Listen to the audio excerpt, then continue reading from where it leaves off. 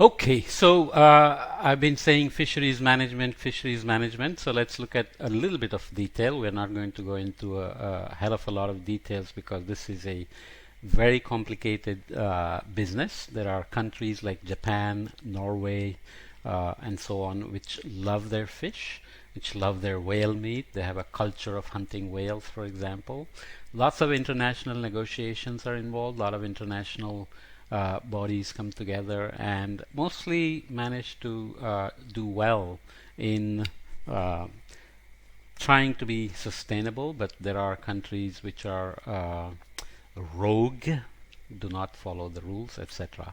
So fisheries management is basically about regulating fishing, uh, resolving conflicting interests, usually relates to fish stock moving around and so on. So imagine your circulation now. You have coastal currents going all the way from north to south or south to north, and then you have fisheries with several borders of countries. Imagine coast of East Africa, for example. Okay, in the U.S., in the North America, you only have Canada and U.S., and then touching down into Mexico, in Baja California and Gulf of Mexico, and so on. When you have many countries along the coast, and the fish can move freely along the coast, who's going to manage which part of the stock? So many conflicts arise, and fisheries are obviously a huge employment business. We will see that it's a very deadly employment business, has one of the highest mortality rates, accidents, uh, injuries, and so on and so forth. So we'll try to look at a small clip of the very interesting show called The Deadliest Catch in the North Pacific. Okay. Um, Fisheries management want to worry about self-sustaining marine ecosystems as opposed to individual species. It's about looking at the ecosystem in which they live. Who's the primary producer? Who's the secondary producer? What are the forage fish? What is the top predator? What is the commercial fisheries? And so on and so forth. And there are lots of international waters. There is the exclusive economic zones where countries have control. Once you go out of it, you have lots of international waters. And you have lots of islands. Islands have rich fisheries around them because they have usually some upwelling around them, or shallow continental shelves, which obviously are productive. A lot of those small island nations cannot afford to catch all the fish and put them in the international market, so they sell the fishing rights around their islands to rich countries.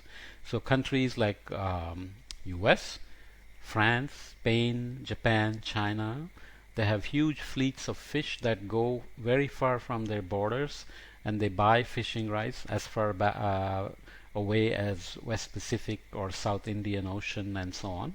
And they fish around the islands, and they catch billions of dollars of fish in waters of the islands that sell their fishing rights. Okay, so enforcement is obviously very difficult.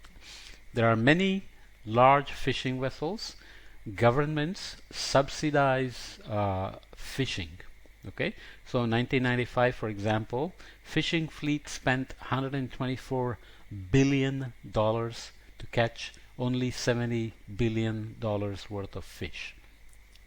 So when you pay $30 for a good sushi dinner, you think that's expensive, but actually the cost of catching that would be probably much more. You're getting subsidized fish. Fish you get anywhere, pretty much anywhere in the US is subsidized. I don't know about other countries, but it's pretty guaranteed that most countries are subsidizing fisheries and subsidizing fish that comes on your plate. Okay, so here is the FAO source again. Number of decked fishing vessels, which are big, massive fishing vessels that have a deck with refrigeration and so on, so they can store the fish, be out in the open ocean for many days, bring massive amounts of fish, and so on. You can see fishing vessels, number of thousands is 592 to 1970 to 2005, more than doubled. Okay, more than doubled, but the fish catch itself only increased by about 15%. So you know that we are not on the right track when it comes to economic calculations of return on investment. But it's a way of making a living, so there we are. Fisheries management, Northwest Atlantic fisheries such as Grand Banks and Georges Bank. Canada and United States restrict fishing, and they are good at enforcing bans and so on. There are very good examples of fishing stocks decline. Cod, for example, is a classic fisheries that almost disappeared. I don't know if you remember it. It had a very short food chain, went from phytoplankton to calanus, which is a zooplankton, and cod was right on top of that. So overfishing created all kinds of problems, and even stopping fisheries doesn't necessarily recover the fish stock. Okay, once you have brought it below a threshold, biology is complicated, the stock doesn't necessarily recover. Okay, but there are also decadal variabilities. So sardines and anchovies, for example, sardines increase in number for a couple of decades and anchovies decline in the Pacific Ocean, and then anchovies increase in number and the sardines decline. This has something to do with this Pacific decadal oscillation which we mentioned briefly before, which looks like El Nino but has a broader pattern and so on, may be related to El Nino and so on. But nonetheless, there is the natural variability that may be just related to the environmental conditions in the ocean, and then there are fisheries pressures. Okay, so fisheries management effectiveness, it's a measure that was created in 2010 based on 6 key parameters that included things like scientific quality of management recommendation, transparency of converting recommendations into policy that can be implemented, the enforcement of those policies, influence of subsidies. Subsidies are always bad. They lead to overexploitation. Okay, fishing effort and extent of fishing by foreign entities.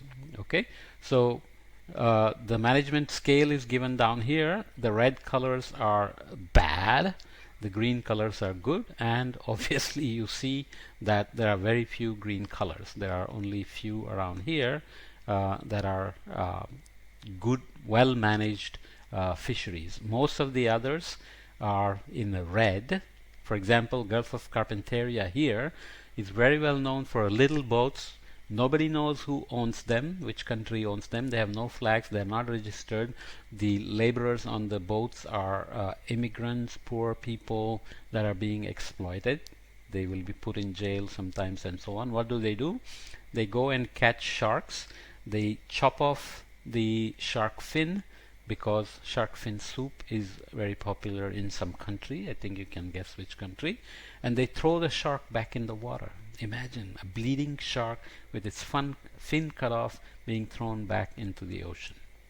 Okay, so fisheries management effectiveness is not that great.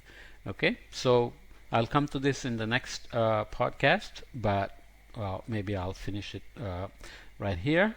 Let me go back, and maybe I cannot go back to that anyway.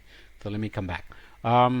So fisheries management is a very complicated business, basically because you're managing the Wild West out in the open ocean. Very hard to enforce, but you just rely on the honesty of the countries. Some countries are more honest than the others. There is lots of reports of not reporting the data or reporting the wrong data and so on and so forth. Okay, there are fisheries observers at ports that go and try to monitor catch amounts and so on and so forth, but not easy.